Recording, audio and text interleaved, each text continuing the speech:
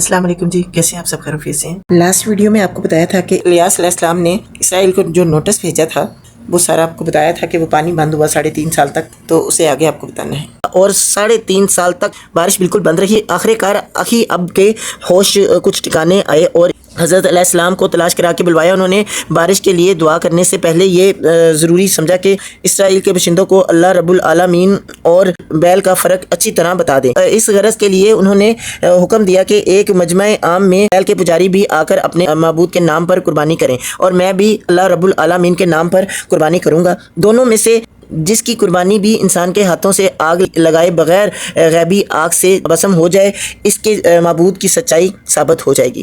اخیہ نے یہ بات قبول کر لی۔ چنانچہ کوہ کارمل پر بیل کے 850 پجاری جمع ہوئے اور اسرائیل کے مجمع عام پر ان کا اور حضرت علیہ السلام کا مقابلہ ہوا۔ اس مقابلے میں بیل پرستوں نے شکست کھائی اور حضرت علیہ السلام نے سب کے سامنے یہ ثابت کر دیا کہ بیل جھوٹا خدا ہے، اصل خدا وہی ہے، ایک اکیلا خدا ہے جس کے نبی کی حیثیت سے وہ مامور ہو کر آئے ہیں۔ اس کے بعد حضرت علیہ السلام نے اس مجمع عام پر بیل کے پجاریوں کو قتل کر دیا اور پھر بارش کے لیے دعا کی، جو فوراً قبول ہوئی، یہاں تک کہ پورا ملک اسرائیل سیراب ہو گیا۔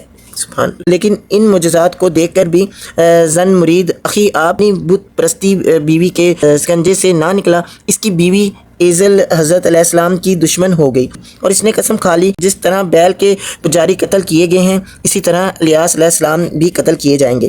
ان حالات میں حضرت علیہ السلام کو ملک چھوڑنا پڑا اور چند سال تک وہ کوہ سینا کے دامن میں پناہ گزیر رہے۔ اس موقع پر انہوں نے اللہ تعالیٰ سے جو فریاد کی تھی اسے بائبل ان الفاظ میں نقل کرتی ہے: بنی اسرائیل نے تیرے عہد کو ترک کیا اور تیرے مذہبوں کو ڈھا دیا اور تیرے نبیوں کو تلوار سے قتل کیا، اور ایک میں ہی اکیلا بچا ہوں، سو وہ میری جان لینے کے در پہ ہے۔ اسی زمانے میں بیت المقدس کی یہودی ریاست کے فرما یہورام نے اسرائیل کے بادشاہ اخیا کی بیٹی سے شادی کر لی، اور اس مشرک شادی کے اثر سے وہی تمام خرابیاں جو اسرائیل میں پھیلی ہوئی تھی یہودیہ کی ریاست میں بھی پھیلنے لگی۔ حضرت الیاس علیہ السلام نے یہاں بھی فریضہ نبوت ادا کیا اور یہورام کو ایک خط لکھا جس کے الفاظ بائبل میں نقل ہوئے ہیں: خداوند تیرے باپ داؤد کا خدا یوں فرماتا ہے، اس لیے کہ تو نہ اپنے باپ یہوشافط کی راہوں پر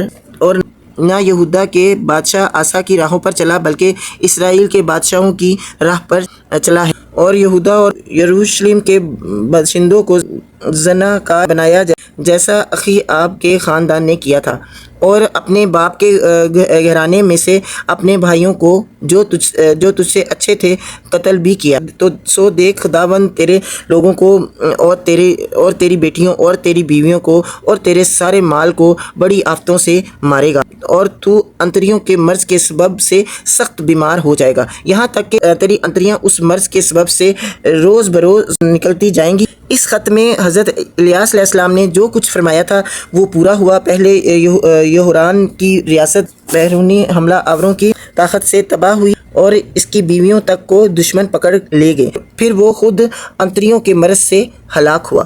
چند سال کے بعد حضرت الیاس علیہ السلام پھر اسرائیل تشریف لے گئے، اور انہوں نے اخیاب کو اس کے بعد اس کے بیٹے اخریہ کو راہ راست پر لانے کی مسلسل کوشش کی، مگر جو بدی سامریہ کے شاہی خاندان میں گھر کر چکی تھی وہ کسی طرح نہ نکلی۔